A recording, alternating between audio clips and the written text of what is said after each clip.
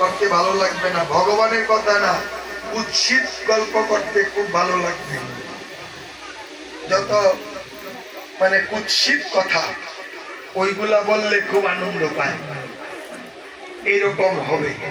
একত্রিত বসলেই ওই কুৎসিত কথা নিয়ে আলোচনা হবে, ভগবানের কথা থাকবে না। কোন কোন গ্রামে লোকের অভাব হবে, মানুষ হীনবল হবে, মানুষ ক্ষুদ্র ঘরে বাস করবে, নির্ধন হবে। আগে যেমন বিশাল বড় বড় বাড়ি ঘর, যত বড় বাড়ি বড় উঠান, এইগুলা ছিল আগে। আর এখন হবে যত কৈতরের খুব। যারা ঢাকা সাকারি করতে গিয়েছে, পুরাতন ঢাকা দেখবেন এইরকম ছোট ছোট কূপের মধ্যে ঢুকতেছে, হচ্ছে ওইখানে শান্তি। কারণ বড় হলে বলতাম থাকলে তো বিপদ, ঝাড় দিতে হবে, এগুলা লাগবে না।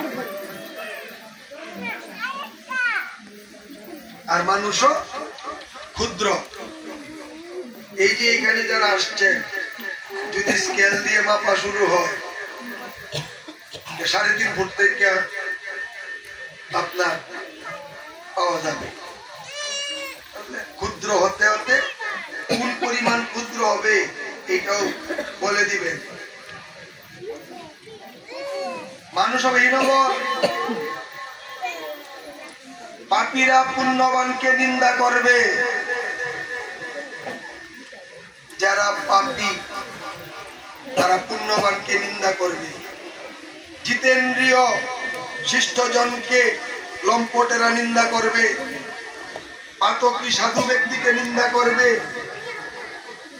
দুষ্টেরা নিন্দা করবে বিষ্ণু ভক্তকে। যারা বিষ্ণু ভক্ত তাদেরকে যারা দুষ্ট তারা নিন্দা করবে। তার ফলন তো এখনই শুরু হয়ে গিয়েছে। নরহত্যাকারী, প্রবঞ্চক, চোর মুখ এরকম করে হাসতে থাকে, মনে মনে হাস। কারণ এই কথাটাই কলিযুগে বলছে। আমি বলবো, এটা আজকে হয়তো হবে না, যে বলছে ঠাট্টা করেও যদি সাধুকে দেখে যদি কেউ ঠাট্টা বিদ্রুপ করে, আরে হরে কৃষ্ণ দল যাইতেছে রে, লেংটি সাধু, বলছে দে বাবাই বলুক, বলছে তাতেই তার কৃপা হয়ে যাবে, কৃপা হয়ে যাবে।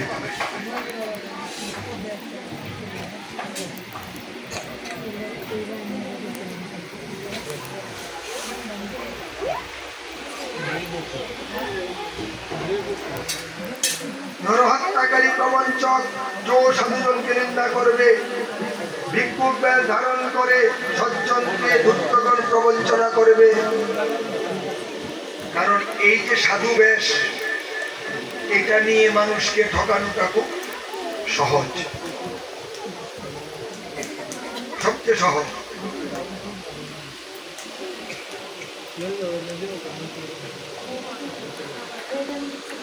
সর্বত্র আদর পাবে কোথায়? বলছে যারা ধূর্ত, যারা পাপী, এরা সব জায়গায় আদর পাবে। ব্যাধিগ্রস্ত হবে মানুষ, মানুষ স্বল্পায়ু হবে, পুরুষ জ্ঞানহীন হবে, ষোড়শ বৎসরে যারা যুক্ত হয়ে যাবে।